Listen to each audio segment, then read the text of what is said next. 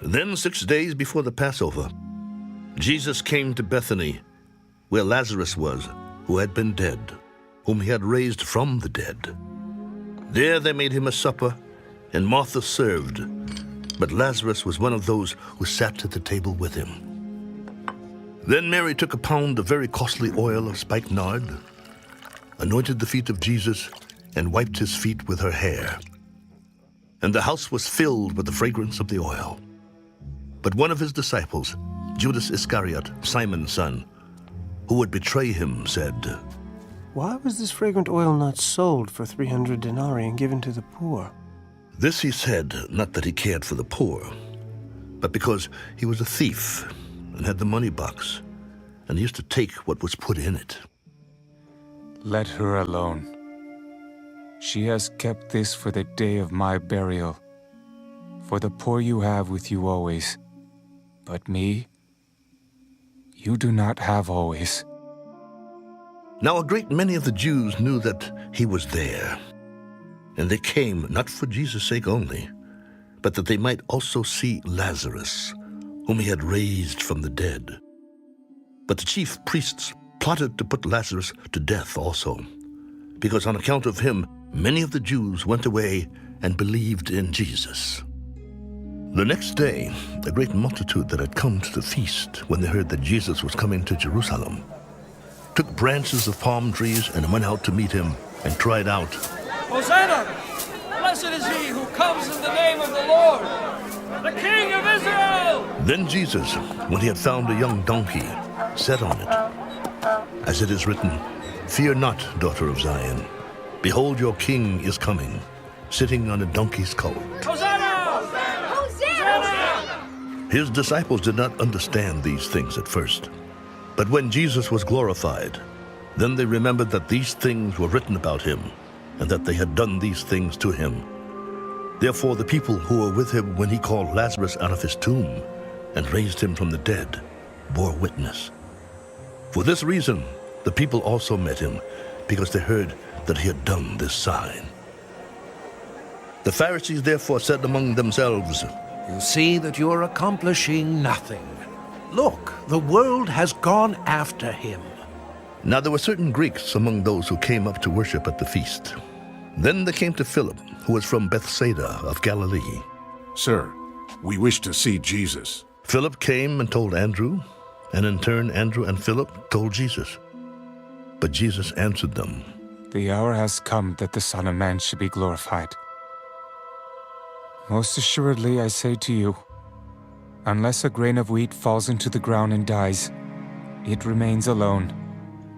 But if it dies, it produces much grain. He who loves his life will lose it, and he who hates his life in this world will keep it for eternal life. If anyone serves me, let him follow me, and where I am, there my servant will be also.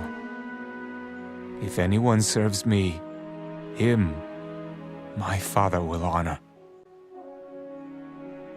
Now my soul is troubled, and what shall I say? Father, save me from this hour? But for this purpose I came to this hour. Father, glorify your name. Then a voice came from heaven. I have both glorified it and will glorify it again. Therefore the people who stood by and heard it said that it had thundered. Others said, "An angel has spoken to him." This voice did not come because of me, but for your sake. Now is the judgment of this world. Now the ruler of this world will be cast out, and I, if I am lifted up from the earth, will draw all peoples to myself. This he said, signifying by what death he would die. We have heard from the law that the Christ remains forever. And how can you say, the Son of Man must be lifted up? Who is this Son of Man? A little while longer. The light is with you. Walk while you have the light, lest darkness overtake you. He who walks in darkness does not know where he is going. While you have the light, believe in the light, that you may become sons of light. These things Jesus spoke and departed, and was hidden from them. But although he had done so many signs before them, they did not believe in him, that the word of Isaiah, the prophet, might be fulfilled, which he spoke. Lord, who has believed our report? And to whom has the arm of the Lord been revealed? Therefore they could not believe, because Isaiah said again, He has blinded their eyes and hardened their hearts, lest they should see with their eyes, lest they should understand with their hearts, and turn so that I should heal them. These things Isaiah said when he saw his glory, and spoke of him. Nevertheless, even among the rulers many believed in him, but because of the Pharisees they did not confess him, lest they should be put out of the synagogue. For they loved the praise of men more than the praise of God. Then Jesus cried out, He who believes in me, believes not in me, but in him who sent me.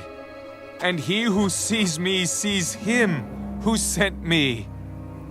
I have come as a light into the world, that whoever believes in me should not abide in darkness. And if anyone hears my words and does not believe, I do not judge him. For I did not come to judge the world, but to save the world. He who rejects me and does not receive my words has that which judges him. The word that I have spoken will judge him in the last day. For I have not spoken on my own authority, but the Father who sent me gave me a command what I should say and what I should speak. And I know that his command is everlasting life. Therefore, whatever I speak, just as the Father has told me, so I speak.